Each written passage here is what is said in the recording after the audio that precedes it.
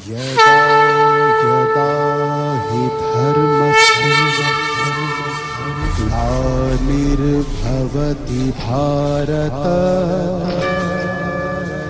अभ्युत्थानम् अधर्मस्य तदात्मानं सृजाम्यहम्।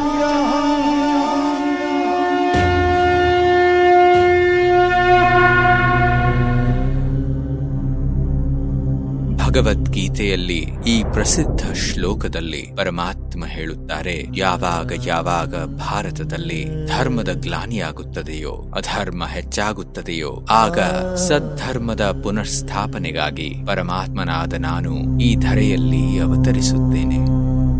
ವರ್ತಮಾನ ಸಮಯದಲ್ಲಿ ಅಧರ್ಮವು ತನ್ನ ಎಲ್ಲೆಯನ್ನು ಮೀರಿದೆ, ಪಾಪ ಕರ್ಮದ ಕೊಡ ತುಂಬಿ ತುಳುಕುತ್ತಿದೆ ಎಂದು ಹೇಳುವುದು ಕೂಡ ಅತಿಶಯೋಕ್ತಿಯಾಗಿಲ್ಲ.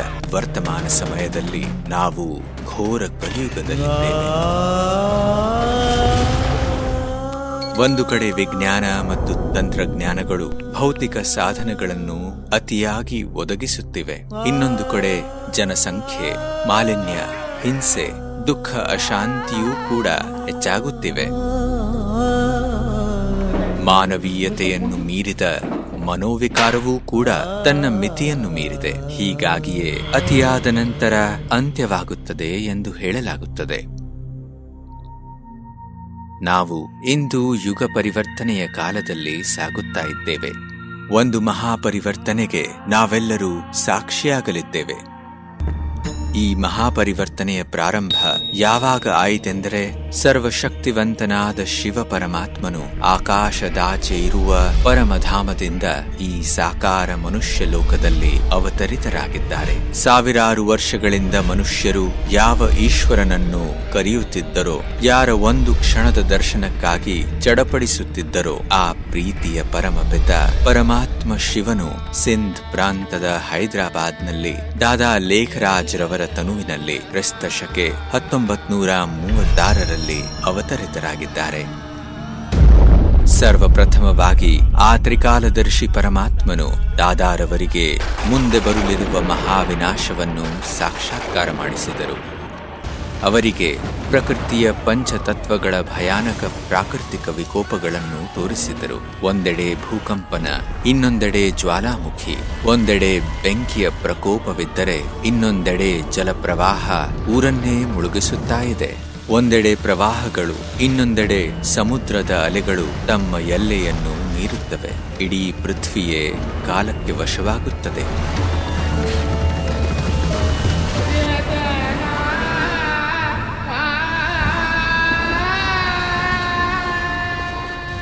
ಇದರ ಜೊತೆಗೆ ಅವರಿಗೆ ರಕ್ತಪಾತಗಳ ದೃಶ್ಯಗಳು ಕಂಡುಬಂದವು. ಮೂರನೇ ವಿಶ್ವ ಮಹಾಯುದ್ಧದಲ್ಲಿ ವಿಧ್ವಂಸಕ ಅಸ್ತ್ರಶಸ್ತ್ರಗಳ ಮೂಲಕ ಮಾನವರ ಸಂಹಾರ ಕಾಣಿಸಿತು. ಭಾರತದಲ್ಲಿ ಗೃಹ ಯುದ್ಧದ ಮೂಲಕ ರಕ್ತದ ನದಿ ಹರಿಯುವುದು ಕಾಣಿಸಿತು. ಹೀಗೆ ಮಹಾಪ್ರಳಯಕಾರಿ ಸಾಕ್ಷಾತ್ಕಾರದ ಅನುಭವ ಮಾಡಿ ದಾದಾರವರಿಗೆ ಈ ವಿನಾಶಿ ಜಗತ್ತಿನ ಮೇಲೆ ವೈರಾಗ್ಯ ಬಂದಿತು. ಇದರ ನಂತರ ಪರಮಾತ್ಮನು ಅವರಿಗೆ ಕಲಿಯುಗಿ ಸೃಷ್ಟಿಯ ಮಹಾವಿನಾಶದ ನಂತರ ಬರಲಿರುವ ಸ್ವರ್ಣಿಮ ಸತ್ಯುಗಿ ಸೃಷ್ಟಿಯ ದಿವ್ಯ ಸಾಕ್ಷಾತ್ಕಾರ ಮಾಡಿಸಿದರು. ಇದರಲ್ಲಿ ಅವರಿಗೆ ಒಂದು ಅತಿ ಸುಂದರವಾದ ಜಗತ್ತಿನ ದೃಶ್ಯ ಕಾಣಿಸಿತು. ಆ ಜಗತ್ತಿನಲ್ಲಿ ಎಲ್ಲೆಡೆ ಸುಖ, ಶಾಂತಿ ಮತ್ತು ಪವಿತ್ರತೆ ಇತ್ತು.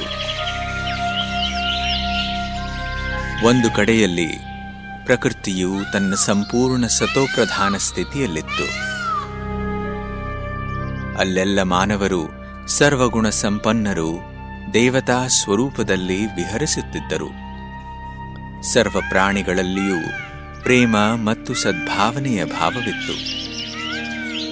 ಆ ಜಗತ್ತಿನಲ್ಲಿ ಶ್ರೀ ಲಕ್ಷ್ಮೀ ಮತ್ತು ಶ್ರೀನಾರಾಯಣರ ರಾಜ್ಯವಿತ್ತು. ಆ ಸರ್ವ ಸಂಪನ್ನ ಯುಗದಲ್ಲಿ ಒಂದೇ ರಾಜ್ಯ, ಒಂದೇ ಧರ್ಮ ಮತ್ತು ಒಂದೇ ಭಾಷೆ ಇರುವ ಕಾರಣ ಪ್ರತಿಯೊಬ್ಬರೂ ಸುಖಿ ಮತ್ತು ಸಮೃದ್ಧರಾಗಿದ್ದರು. ಇದರ ನಂತರ ನಿರಾಕಾರ ಪರಂಪಿತ ಪರಮಾತ್ಮನು ದಾದಾರವರಿಗೆ ಈ ರೀತಿಯ ಶ್ರೇಷ್ಠ ಜಗತ್ತನ್ನು ನಿರ್ಮಿಸಲು ನಿಮಿತ್ತ ಮಾಡಿದರು. ಅವರ ಹೆಸರನ್ನು ಬದಲಾಯಿಸಿ ಪ್ರಜಾಪಿತಾ ಬ್ರಹ್ಮ ಎಂಬ ಅಲೌಕಿಕ ಹೆಸರನ್ನಿಟ್ಟರು. ನಿಯಮಿತವಾಗಿ ಅವರ ತನುವಿನಲ್ಲಿ ಪರಕಾಯ ಪ್ರವೇಶ ಮಾಡಿ ಸತ್ಯ ಜ್ಞಾನದ ಧಾರೆಯನ್ನು ಹರಿಸಿದರು. ಈ ರೀತಿಯಾಗಿ ಓಂ ಮಂಡಲಿಯ ಪ್ರಾರಂಭವಾಯಿತು. ಇಲ್ಲಿ ಬರುವವರಲ್ಲಿ ಅನೇಕರಿಗೆ ದಿವ್ಯ ಸಾಕ್ಷಾತ್ಕಾರವಾಗಲು ಪ್ರಾರಂಭವಾಯಿತು. ನಿಧಾನವಾಗಿ ಓಂ ಮಂಡಲಿ ಹೈದರಾಬಾದ್ನಲ್ಲಿ ಪ್ರಖ್ಯಾತವಾಯಿತು. ಸಂಪೂರ್ಣ ಸಂಘಟನೆಯು 14 ವರ್ಷದ ಘೋರ ತಪಸ್ಸನ್ನು ಮಾಡಿತು. 1950ರಲ್ಲಿ ಓಂ ಮಂಡಲಿ ಪಾಕಿಸ್ತಾನದಿಂದ ಭಾರತದ ಆಬು ಪರ್ವತಕ್ಕೆ ಸ್ಥಳಾಂತರವಾಯಿತು. ಓಂ ಮಂಡಲಿಯ ಹೆಸರನ್ನು ಪ್ರಜಾಪಿತಾ ಬ್ರಹ್ಮಕುಮಾರಿ ಈಶ್ವರೀಯ ವಿಶ್ವವಿದ್ಯಾಲಯ ಎಂದು ಬದಲಾವಣೆ ಮಾಡಲಾಯಿತು. ಜ್ಞಾನ, ಯೋಗ, ಧಾರಣೆ, ಸೇವೆಯ ಮೂಲಕ ಪ್ರಭು ಪ್ರೀತಿಯ ಪಾಲನೆಯಲ್ಲಿರುವ ಶಿವಶಕ್ತಿಯರು ನಿಧಾನವಾಗಿ ಭಾರತ ಮತ್ತು ವಿಶ್ವದ ಬೇರೆ ಬೇರೆ ಸ್ಥಾನಗಳಲ್ಲಿ ಸೇವೆಯನ್ನು ಪ್ರಾರಂಭಿಸಿದರು. 1969ರಲ್ಲಿ ಬ್ರಹ್ಮ ತಂದೆ ತಮ್ಮ ಸಂಪೂರ್ಣ ಸ್ಥಿತಿಯನ್ನು ಪ್ರಾಪ್ತಿ ಮಾಡಿಕೊಂಡು ಅವ್ಯಕ್ತರಾದರು. ಆದರೆ ಪರಮಾತ್ಮನ ಮೂಲಕ ಸ್ಥಾಪಿಸಲಾಗಿರುವ ಈ ಅವಿನಾಶಿ ಜ್ಞಾನ ಯಜ್ಞವು ಮುಂದುವರಿಯುತ್ತಾ ಸಾಗುತ್ತಿದೆ. ಇಂದು ಇಡೀ ವಿಶ್ವದಲ್ಲಿ ಹರಡಿದೆ. 8 ದಶಕಗಳ ಹಿಂದೆ ಪರಮಾತ್ಮನು ಬ್ರಹ್ಮ ಬಾಬಾರವರಿಗೆ ಭವಿಷ್ಯದಲ್ಲಿ ಆಗುವಂತಹ ಮಹಾಪರಿವರ್ತನೆಯ ಯಾವ ದೃಶ್ಯಗಳನ್ನು ತೋರಿಸಿದ್ದರೋ ಅವುಗಳನ್ನು ಇಂದು ನಾವು ಸಾಕ್ಷಾತ್ ನೋಡುತ್ತಿದ್ದೇವೆ.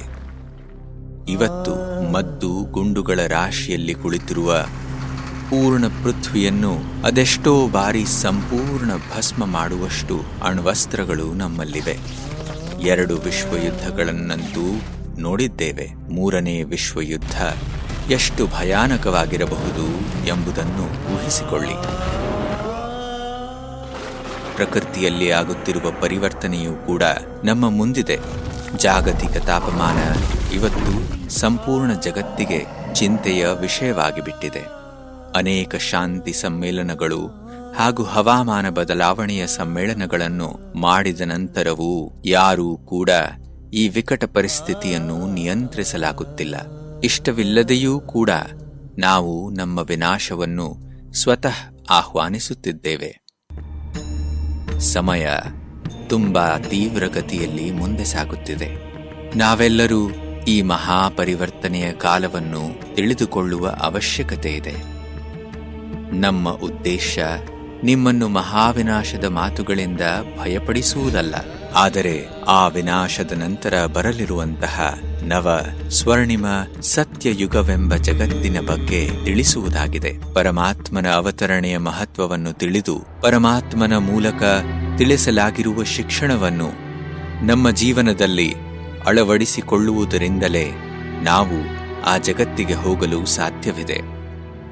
ಈಶ್ವರೀಯ ಜ್ಞಾನದ ಲಾಭವನ್ನು ವಿಶ್ವದ ಪ್ರತಿಯೊಬ್ಬರೂ ತೆಗೆದುಕೊಳ್ಳಬಹುದಾಗಿದೆ.